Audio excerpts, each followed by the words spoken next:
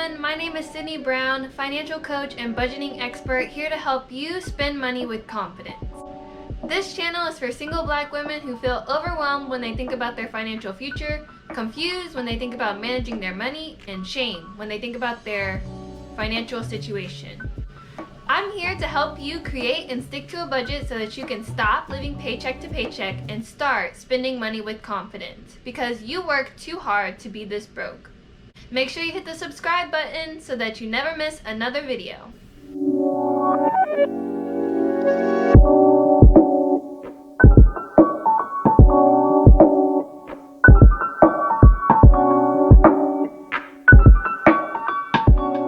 So today I wanted to do a quick review of the book Cashing Out, Winning the Wealth Game by Walking Away.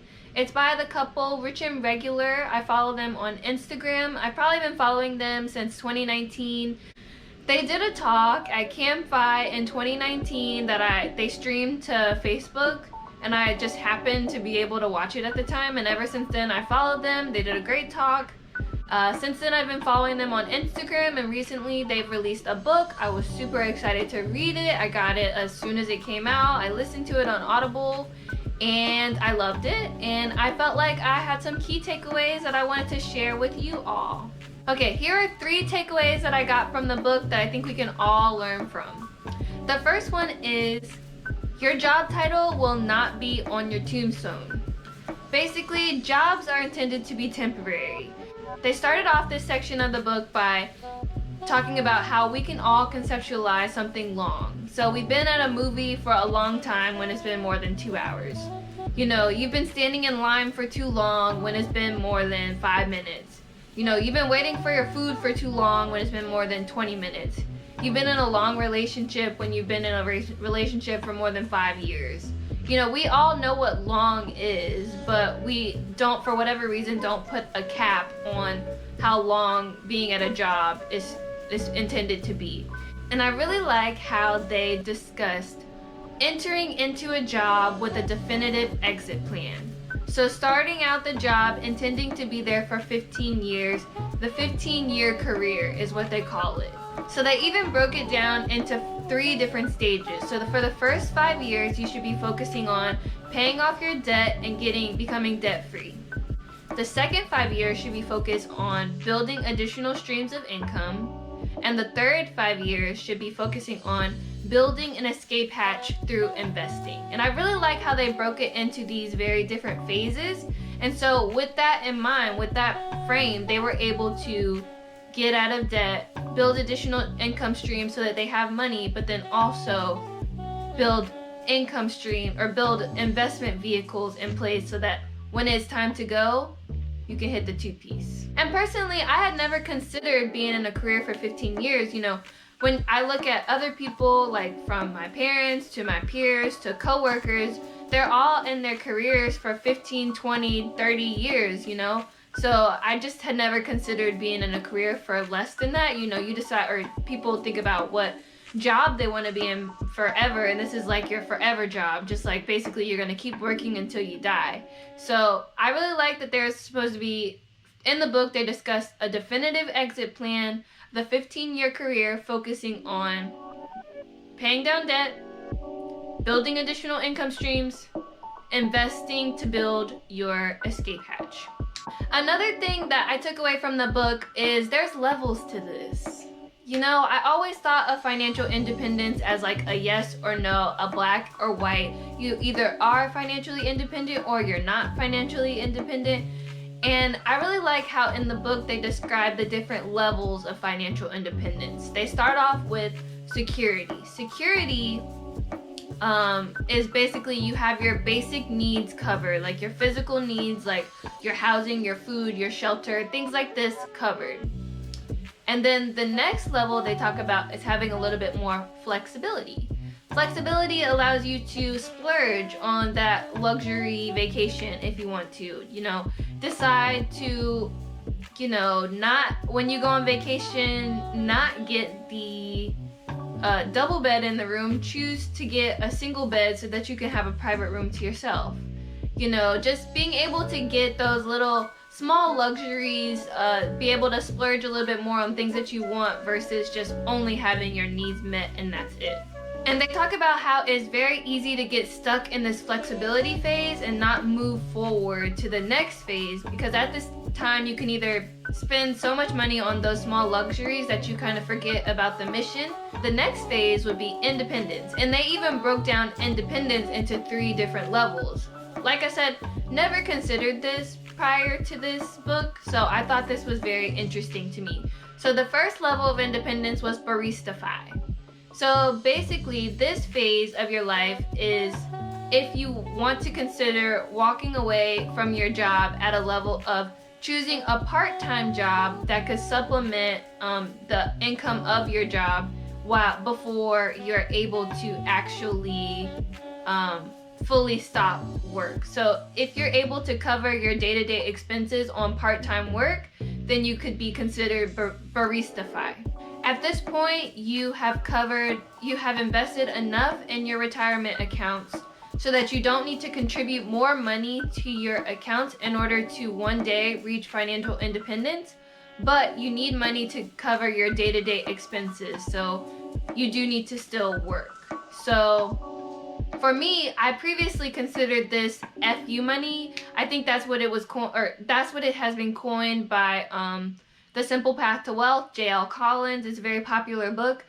They would traditionally call that FU money, but in this book, they described it as barista-fi.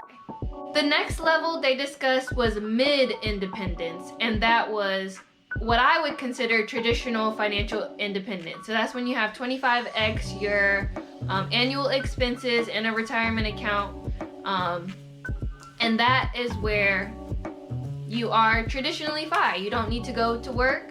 You don't need to go to work anymore. You can, choose what you want. You can traditionally have a traditional retirement at this time.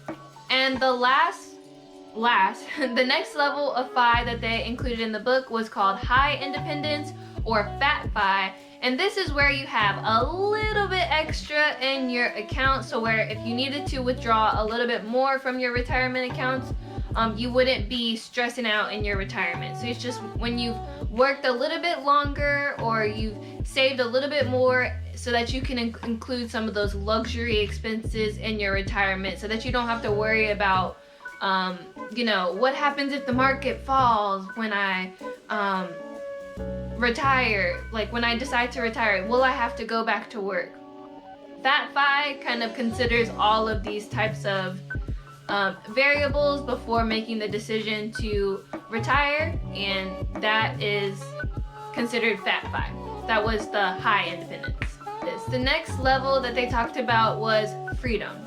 So freedom is a state of mind, basically. For some people, that based on their life circumstances, they're more able to accept a little bit of risk in their life, and they're able to walk away a lot sooner than someone else who's had a different experience. So for some people, let's say you grew up and you're walking away from your job doesn't scare you. That may be a small amount of money for you, and that may be a large amount of money for you. It kind of is person to person. It's not an exact number. You may need more, you may need less. Whatever you need to actually walk away, the decision to walk away is on you. And so freedom was the last level they talked about, and it talks about the actual decision to walk away.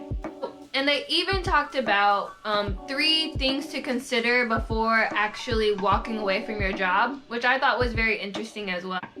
They had you ask 3 questions. The first question was, what type of person is this job encouraging me to be? Do I like that person or not? Am I disregarding other priorities to fulfill this job? And the last question was, what would I do if the market crashed tomorrow? Your answers to these questions can help you decide whether or not you want to walk away from your job, and if you had enough money, or like how you would feel if you did need to walk away from your job, I think could be conceptualized in these questions. And the last takeaway that I had from the book was, if I'm being honest, as I was reading the book, I was starting to get discouraged. There's a lot of historical context around Black wealth from redlining to discrimination at the loan office to discrimination in actually getting a promotion. Like, there was a lot in there around the historical context about wealth building for Black people. The median wealth for Black Americans is on track to be $0 by 2053. And that is just extremely sad to me. So one of the things I took away, or I felt like I could take away, was building financial independence for yourself is kind of like a form of activism. With all of these things coming against us, to overcome and prevail, you are a unicorn in a sense. Like, people, especially Black people, that build wealth and are financially free, there are not many of us in existence. So as Black people, we are coming up against a lot of variables in order to actually build financial wealth, especially generational wealth, like most of us want to build. So in the beginning, I will say that I felt a little depressed by all of these statistics. It's kind of just made me think that it's impossible, like, to build financial freedom for ourselves. But I feel like they turned it around in the sense of, while we can't change these systems and structures coming against us to build financial wealth, our personal finances and our personal decision making with money is our choice. And so while we can't change those systems, we can change our financial situation. So you can't live on less than you make, and you can save and invest the difference to build financial wealth. And so that's my take on Cashing Out, Winning the Wealth Game by Walking Away. Overall, I did really like the book. I felt like it was a really refreshing perspective, not only because it was by Black authors, but also because it included a 9-to-5 as part of your financial journey. Because a lot of people in the financial independence community can slash or trash 9-to-5s as if the only way to build financial independence is through building your own side hustle and entrepreneurship ultimately.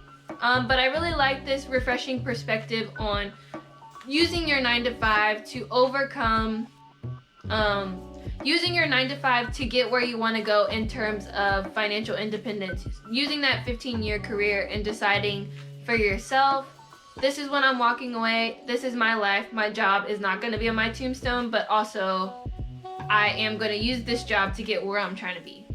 Let me know in the comments if you are reading any financial independence books, any books about money. Let me know which ones they are, and maybe I'll shout you out in the next video. Also, if you do want me to review a book that you are reading or you're interested in reading, I'll do the reading for you and just give you the cliff notes. Let me like this video if you are interested in me doing more financial independence book reviews. If this is a type of video that you're interested in watching, like this video to let me know. And make sure you subscribe so you never miss another video. That's it for today. Bye.